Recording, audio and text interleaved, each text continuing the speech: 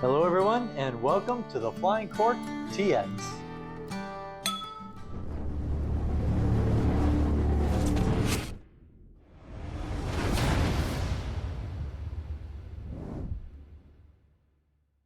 Okay, so Cheers. yeah, definitely, we are on, and thank you very much, Andy, for meeting with me today and My pleasure. presenting some of your wines and talking about what all you guys have to offer today. So to start out with, how did you guys begin? What is the epic beginning of Adega Vinho? Well, I always tell people we need a glass of wine to talk this over. So, Yep, absolutely. it's something that I wanted to do since I was very young. I didn't ever picture this, but I wanted to grow grapes and make wine.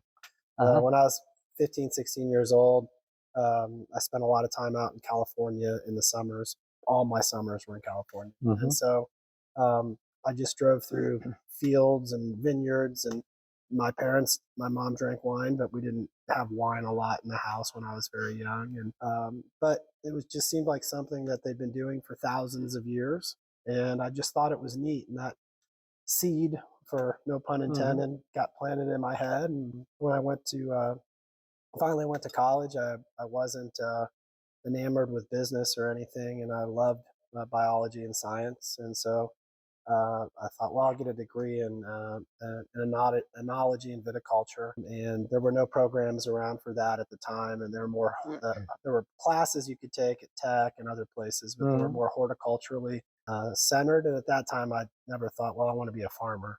I didn't put all the dots together, and so I got a degree in biology with in botany. Really was my degree, and minor in chemistry, and I loved the sciences. I didn't do very well in the rest of my classes because I didn't enjoy them, but I did really well in science. And graduated.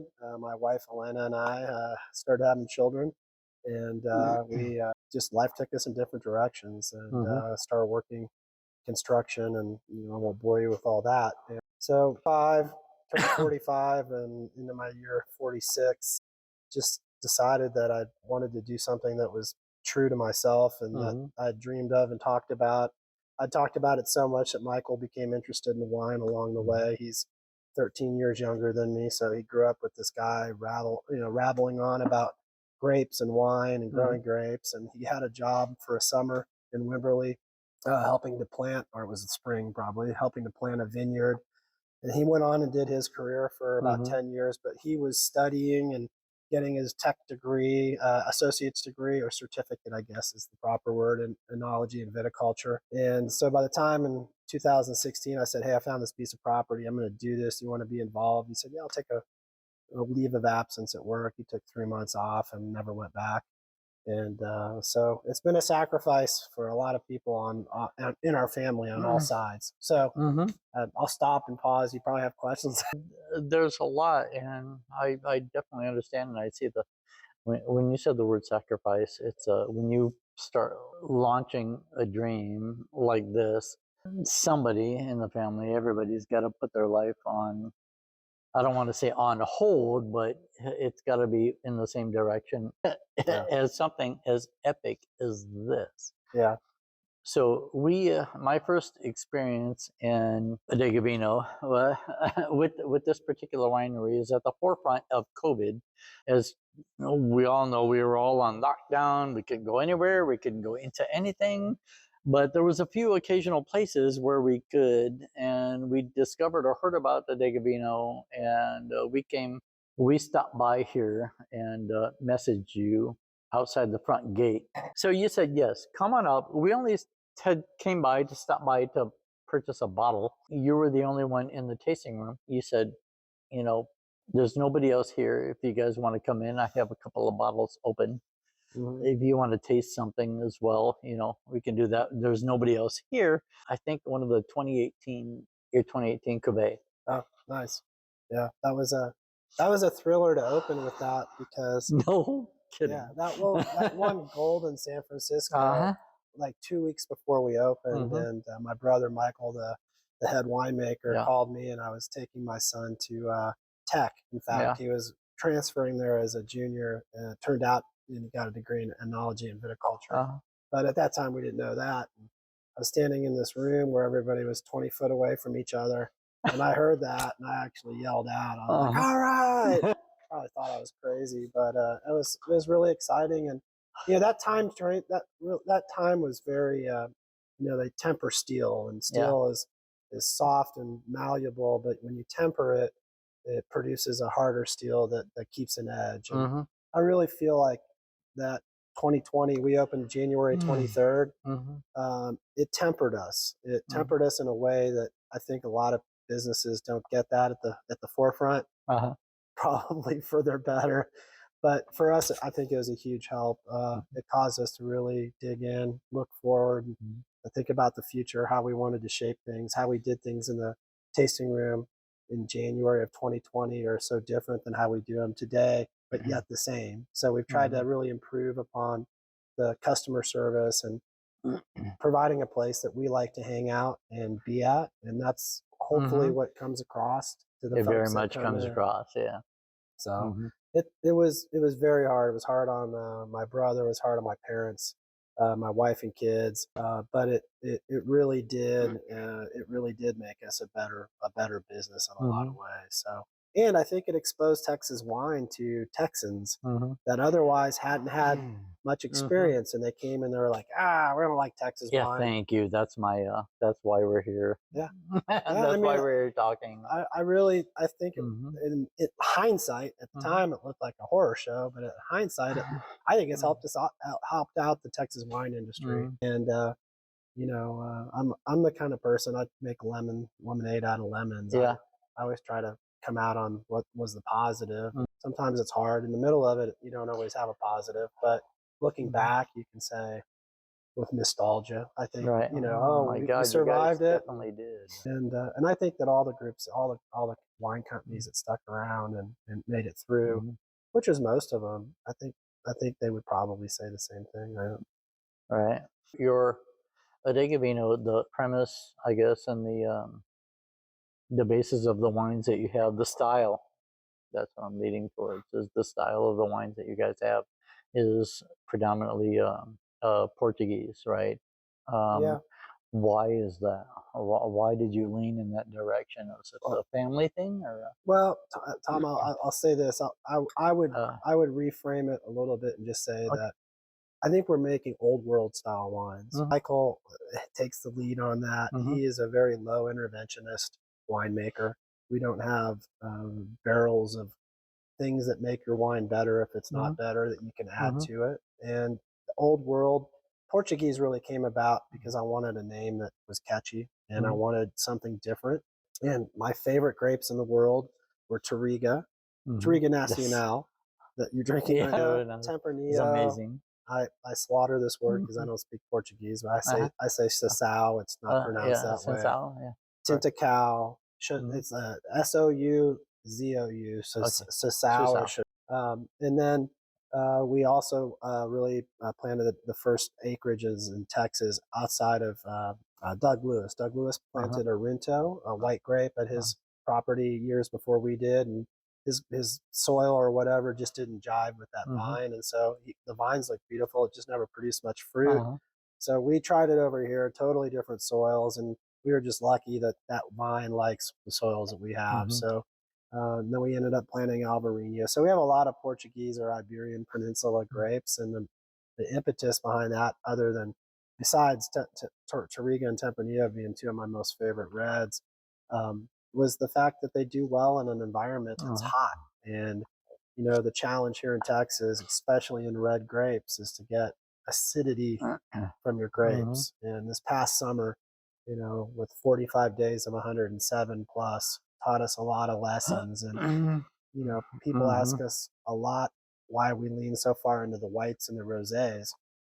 It's because this area, especially our estate, it really produces well down for here whites versus the high country. It produces whites and rosés really well. We get them at the acidity that we like. We get them at the sugar that we like, and we really do nothing other than our process, which is a lot of barrel fermentation. You see stainless barrels and oak barrels, lots of French oak, and we use a little bit of American. Yeah, but our barrels are all very much there's not a lot of variables in our barrels. Mm-hmm. We stick with 2 or 3 different kinds that we use. And anyway, so we really love what it does for whites and rosés. Reds are challenging, and you know, we love our reds. And but I would guess if you fast forward 10 years from now, we'll do 4 or 5 reds on a yearly basis and 10 whites and rosés. It's just because we're trying to make the best wine that we can make, and what's giving us the best grapes on an annual basis are whites and rosés. Yeah, Texas, well, like you said, Texas is definitely at this point seems to be a really annual basis, and you flow with Mother Nature. I mean, this last, what do we have? Like you said, 2023, we had a 110 degrees plus, almost on, what did that span, 3 months almost? It was horrible. Yeah, especially down here, state-wise, in Texas Hill Country AVA, you had to harvest very early, right? We did. Given that heat wave that we had, when it comes time to release those 2023 vintage grapes, you have some pretty good expectations out of that. You know, we did something interesting on our reds. You know, usually we release a Tempranillo, we release a Touriga estate, we release a bunch of single variety great wines, and then we do a couple blends. The predominant production last year was a blend, a big field blend, because we sustained acidity in some of the reds, and we surpassed where we wanted to be in others, and so we just decided to do a big robust field blend, and so we did that. I think the whites and rosés are going to be stellar. We're very excited about those, and you know, I'm an optimist. I think the reds are going to be good. I think they're going to be different, and some of the reds that we produce are going to be in the higher pH, but so will all of Texas. Yeah, so. That's whenever I'm out and about, I try to look for 2017 on bottles. So in another couple of years, I'm really going to be out to look. Well, you have on the Sangiovese estate wine 2023 on here. So did you just? And it's a sparkling rosé. And I brought it out because this is the kind of interesting stuff that we do, and we're able to do it because we're not afraid of producing too many rosés and whites, and it was perfect for rosé, and so we did it. It's a beautiful. You can see it's clear. It probably would have a bit. It has a bit of a. From a green bottle, it looks almost like water, but it has a salmon and a sparkling, a salmon tint. We put it in the big bottle because we didn't have any clear bottles left. But yeah, it's got a salmon tint to it, but it's a beautiful ancestral, which means it's not really a pétillant, but it does have a little bit of debris in there, and it will foam a little bit if you open it incorrectly. Okay, full disclosure, I have a bottle of this is in my refrigerator as we speak. I haven't opened it yet. The secret to opening this is to put it in the freezer standing up like this for about 20 minutes, and that freezes prior to opening. Freezes the lees on the bottom, and then you just very slowly uncap it, and then pouring it, you just got to be careful that you're not pouring it too fast where the lees go in your glass. They're healthy, they're not going to hurt you, but a lot of people don't care for them in their wine. We love making it, and we've got about 3 other, I would call it more traditional sparklings out as well. I'm very anxious. I don't think that the one in the fridge that currently is screaming at me to open it, but I thank you. I'm going to 20 minutes prior, I'm going to put it in the freezer. And the lees, by the way, is the dead yeast that they used to ferment the wine with. In a more traditional method of champagne, it adds to that brioche, that sort of croissant kind of almondy flavor to the wine. So someday it's got to be very soon. I need to open it. I think it came out in the release. I don't know that we've it hasn't been released yet. I think that'll start to be served here in the next month or so. And we really love sparkling as well. And so Is this your first? No, we did last year we did a limited release Riesling sparkling, dry Riesling. And we sold all of it in one day. So we had 30 something cases, and we had a party, and we sold it all in one day. But we've been experimenting. Michael's been experimenting with pétillant and sparkling for since 2018 or 19. So we did a couple case test runs, and he kind of honed down where he wanted to be. And then, as you work more with wine and you're around it more, you start to see things that you like in other wines and other sparklings. And so, it's an ever evolving process and program. And I think one day we will produce a traditional method sparkling champagne, sparkling wine. It's not champagne, obviously. Right. You can't say that, but that's where we're heading, and we'll do it here. We won't send it off to be done. Yeah. Good. Exciting.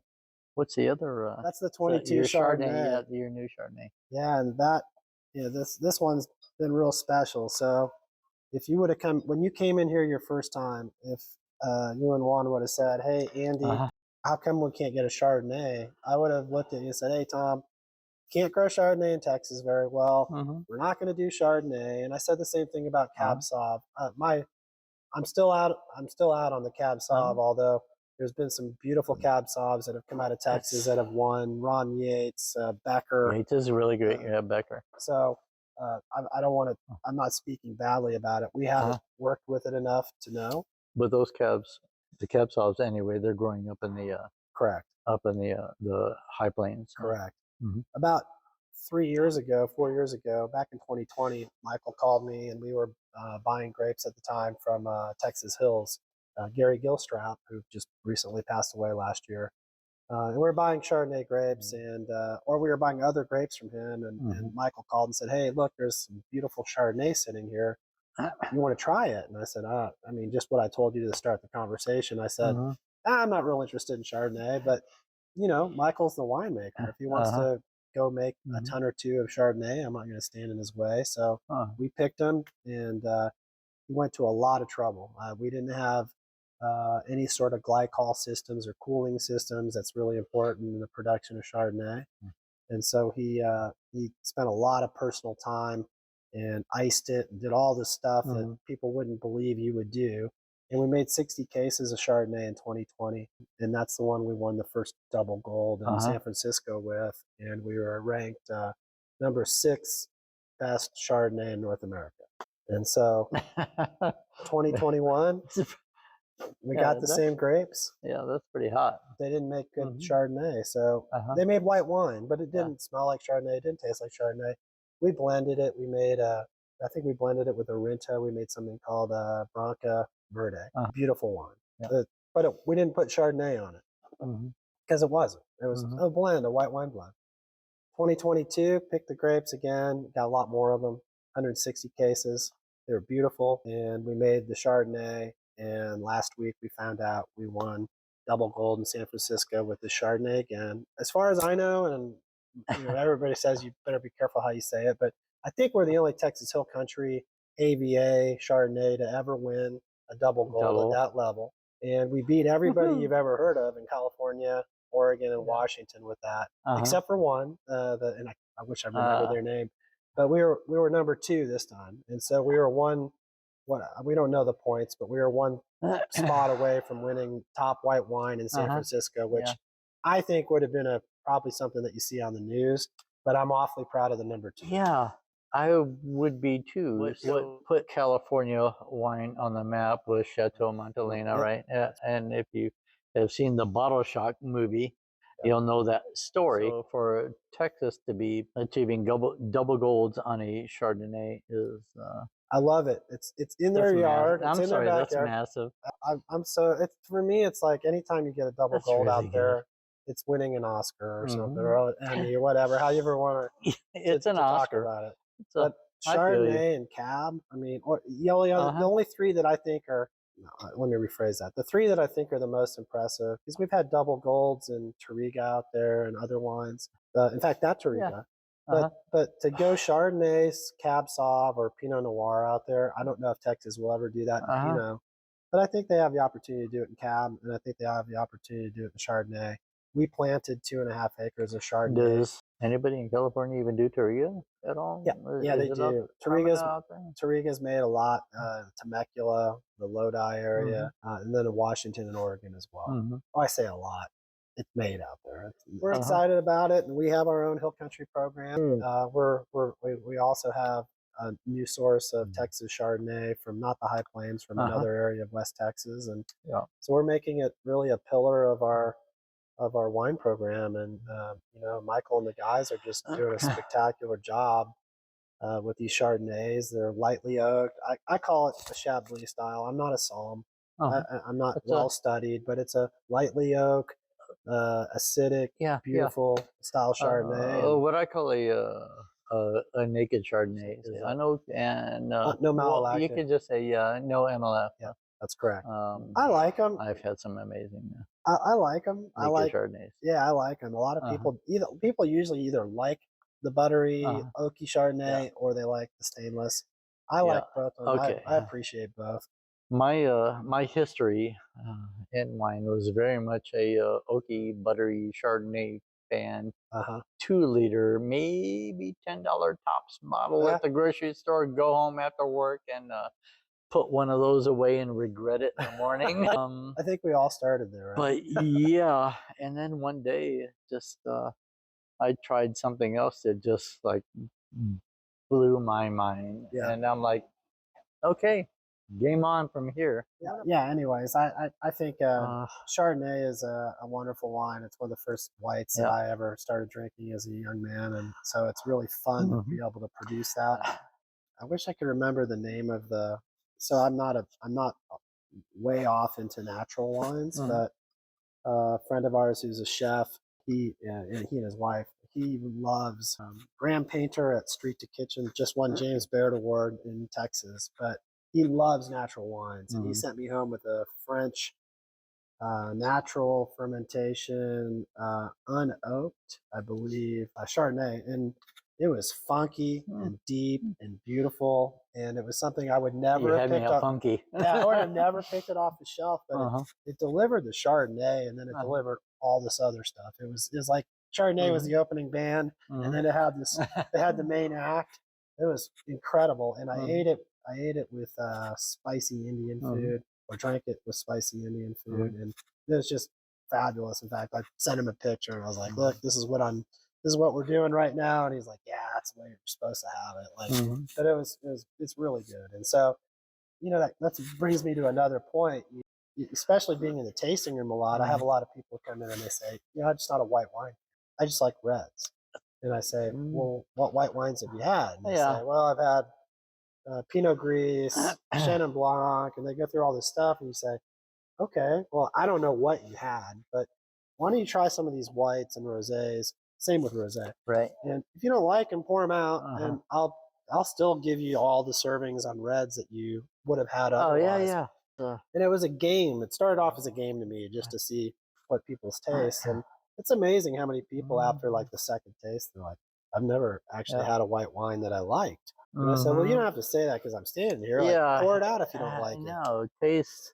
They just haven't tried enough. Taste and decide. And they just haven't tried enough. It's like a little kid saying, "I don't like Brussels sprouts," but when you have bacon and roasted Brussels sprouts, they'll eat the whole plate of them. You know, it's just interesting to me how that happens. And my wife Elena was the same way. She wouldn't touch white wines for 20-something years, and I just very slowly, "Well, try this one and try this one." And now she's not a rabid white wine drinker, right? But there's a few white wines in almost every variety that she enjoys, and so it makes it nice for me because I'm not just a red drinker. Yeah, I am predominantly a red person, and I like phrasing it that way because I'm not only a red wine person. Same with Juan is predominantly a white wine person, but also loves to drink and taste red wines as well, which is a really great combination at home because we have a really huge wine supply of both whites and reds that we love drinking, love having, and love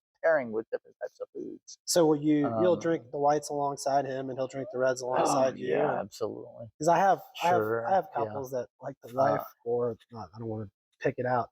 Somebody will drink the whites and somebody will drink the reds, and there's no crossover. And I'm like, how can you guys watch each other drink that wine? Yeah, no, I just love wine That's all. Yeah. And that's the bottom line. I love tasting everything, and it goes back to that day one when I popped into this wine bar and I tried this one red wine, and that particular wine had like totally blew my brain out.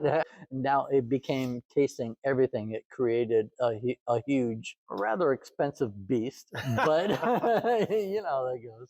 The question is that if it were to be a national red wine of Texas, I'm what would torn be here your? because the first wine that I drank a lot of as red wine. It was because there was great value in Spanish wines when I was young.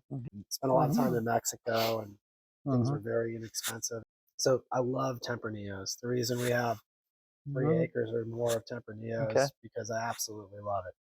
Having said that, later in life, I discovered Touriga, and Touriga delivers on so many levels that it's very hard to not say Touriga. I'm a little hesitant because everybody grows Tempranillo right now. Not a lot of people grow Touriga. Yeah, that's kind of hard to. I'd say it this way. There's a reason that Touriga is now included in Bordeaux blends. They've had climate change over there. They had all the grapes in the world to choose from. And you can legally now put Touriga in a Bordeaux blend if I understand the law correctly. And I say it to Michael, and I joke around about it all the time. I think Touriga makes all red wine better, whether it's a little bit or a 70-30 blend or something. Yeah. But yeah, I just love it. I'm a gamer for Touriga, so I would say in Texas, it's growing in the state. It is, and it's low yield. It's tight cluster. It's small berry. It's thick skin. It delivers 10 tools in the tool chest for a winemaker, and I just say that even when it's lacking in one of its areas, it more than makes up for it in the other 4 or 5. And I just think it produces beautiful reds. It does really beautiful rosés. We don't do a lot of Touriga rosés because we just don't use it for that. We use it for red wine mostly. But I love it, and it's just a robust red. We grow a little bit of another variety. I won't say it here, and we do a 70-30 or an 80-20 blend of it. It's a traditional Portuguese blend, and it's just fabulous. So I'd say Touriga, but I could easily be convinced to go Tempranillo if somebody wanted to put the pressure on me. There's some rich, deep, rich, gemmy fruits. It really is. Dark fruits in here. Yeah, and I love ports too. We do ports. We haven't released any yet. Yeah. And, okay. So we're now in our perky years now. 3rd year on barrel, going into our 4th year in barrel on our first vintage, which I believe is 2020. And so we've done 2020, 2021, 22, 23, and this year we'll do a 24. And my goal, I'm 53, soon to be 54. My goal is to be 85, drinking a 25-year port out of the vault. Okay, so light goals. That's really good. I don't think a lot of our wines will go 25 or 30 years. There's a few that probably will, but the port will for sure. We make sure for that. Okay. We distill our own brandy.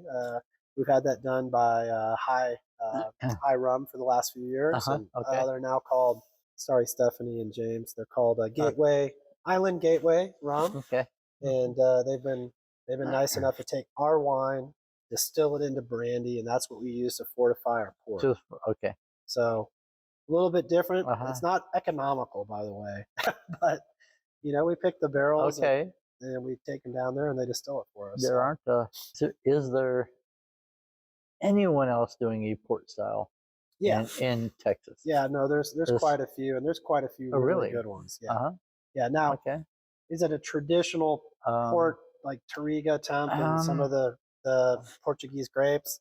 Not always, but I'd say there's probably, and I wish I could name more. One of which is Dan McLaughlin. He does a port in Madeira that's fabulous, and I don't want to name names because there's a number of really good ones, and I can't think of them off the top of my head now that you ask me. Yeah. But no, Texas. I think Texas represents port pretty well, and I don't think we're going to be the only people doing a more traditional style port. We might be the only people that keep it in barrel for 3 or 4 years, but I don't even want to say that because I don't know what I'm talking about there. There may be somebody that's got port for 10 years in a barrel I don't know about. So, but I think Texas does it pretty well, and that's it's a wine that is popular. It's a sweet wine, obviously, and it's something that I'm not into sweet wines really at all. However, I love ports in a small amount at the right time.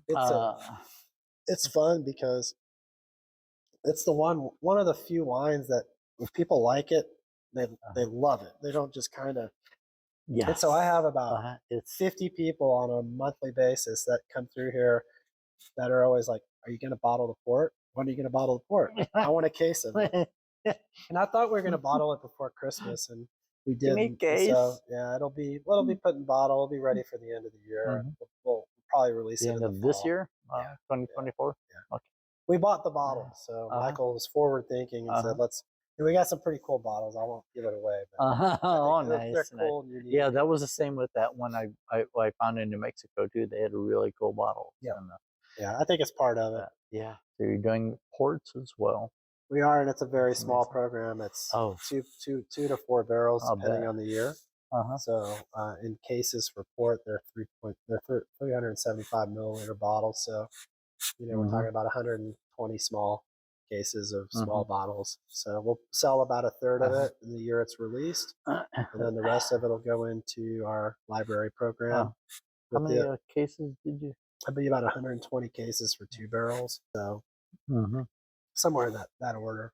And then we'll release about a third of it, and then we'll release 10% for the first 10 years, and then try to keep enough that when we get to be old men, that we have a bunch of 20, 25. I'm there already. Can we do that tomorrow? It gives me something to look forward to in my 30 years from now. So yeah. In fact, speaking of which, I want to shout out Rob, one of our wine ambassadors, who's here on weekends. Rob Reynolds. Yeah, he's awesome. Turned us on to Pacheco, 30-year Tawny, and about 2 months ago, he had the opportunity. It went on sale or something. We bought a case of it, and everybody took a few bottles, and so I've got 4 of those bottles rat-holed in my wine cellar that I pull out and I hide because if my wife or the kids get a hold of them, I won't have any left. So.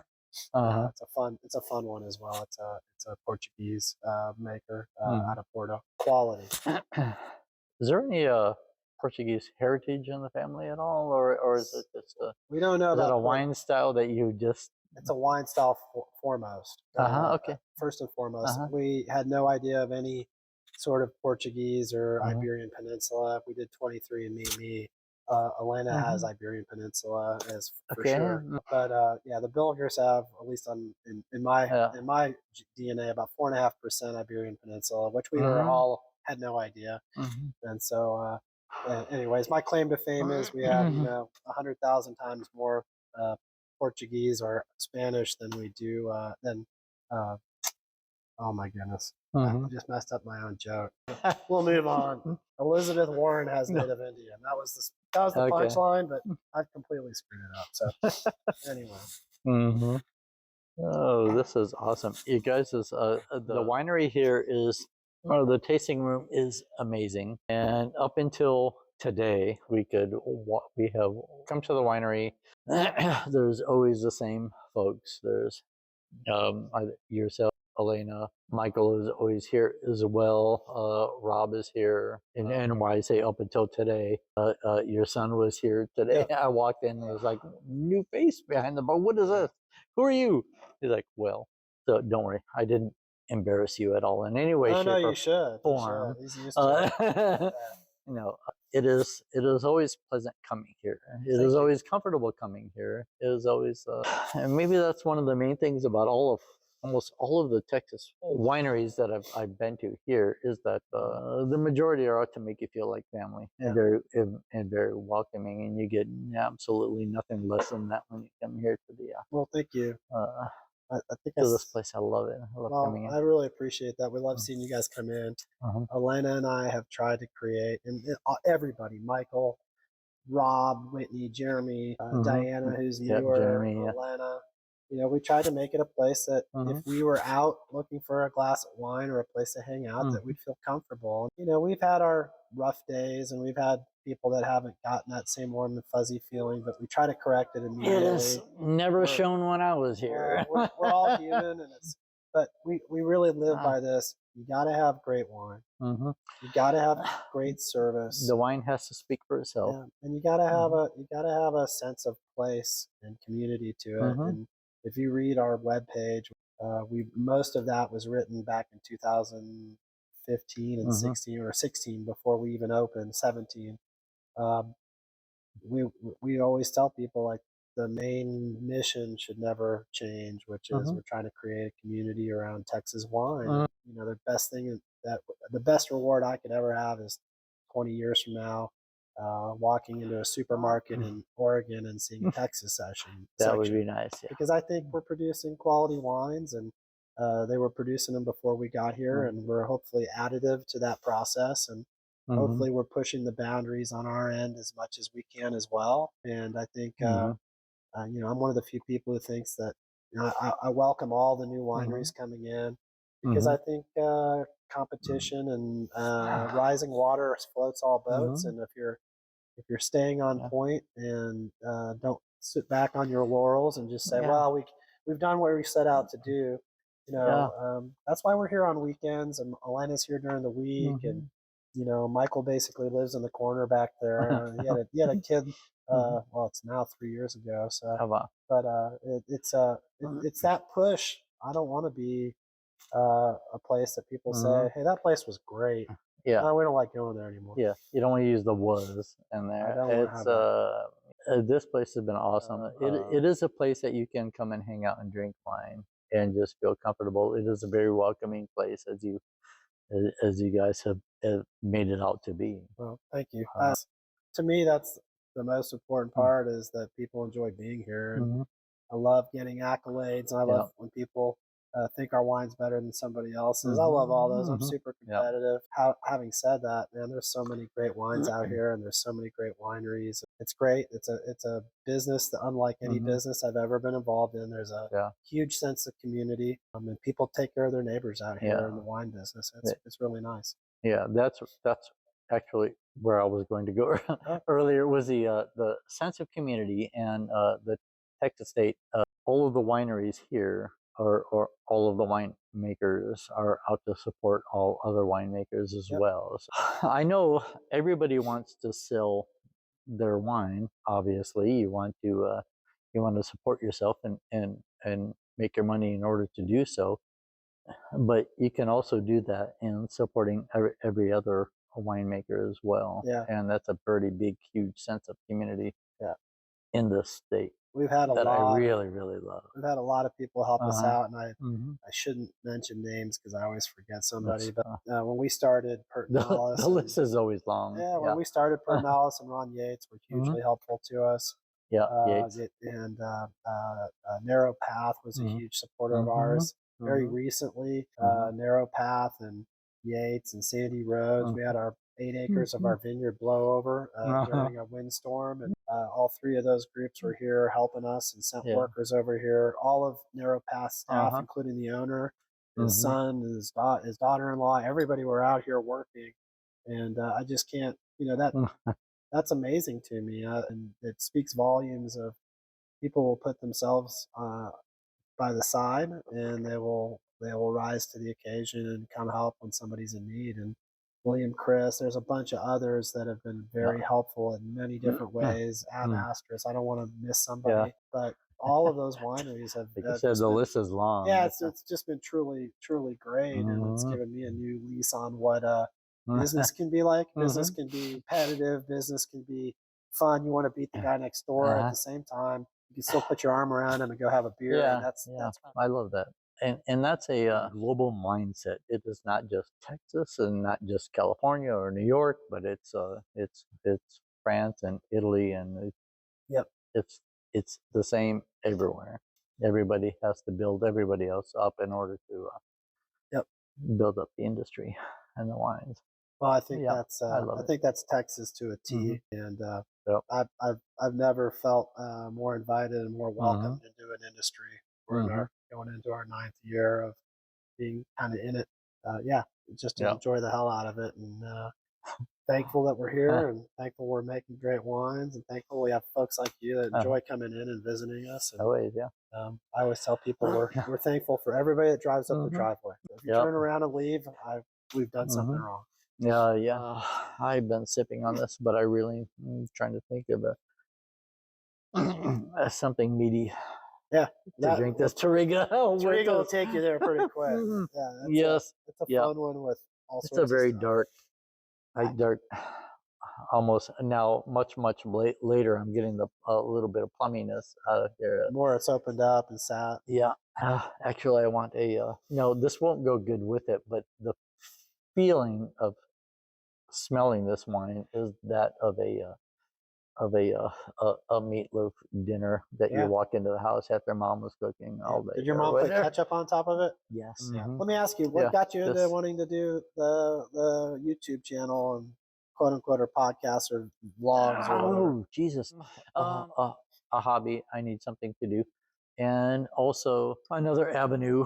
There are multiple podcasts to listen to that are very much about Texas wines and wineries, and they do the same thing, discussions with the winemakers, but there's very limited on the video side of doing the same thing. So I want to do that, and it's mostly about, again, uplifting and bringing up the Texas wine industry. Well, I think it's cool because in videos, and you and your partner, I would consider of our longest folks that come in that I recognize the most. It's you and about 5 other couples, and whenever you walk up, you always bring a smile to my face. And you guys, I always say, "Hey, the Pflugerville guys, how are you guys?" Yeah, you know, and it's neat because I've worked in another industry for 30 years almost, and I have friends from the industry, but they're work acquaintances, and in the wine industry, I've consider a lot of the people I know now to be friends. And you maybe you don't go out or whatever, but I would recognize you guys anywhere I went. Whereas lots of times with people I know from work, it's out of place, out of time. Yeah, there could be a completely other side of Texas, and if I saw you there, I'm going to be like, Andy. So I just think it's interesting. And that's kind of another realm of community that wine brings that maybe other things don't. I don't know if it happens in the whiskey business or the beer business. I don't know. Tom, I appreciate you coming to talk. Definitely, Andy. Thank you very much. It's been a pleasure. Like I said, it is always a joy coming out here to see you guys. And you guys brighten our day every time. Yeah.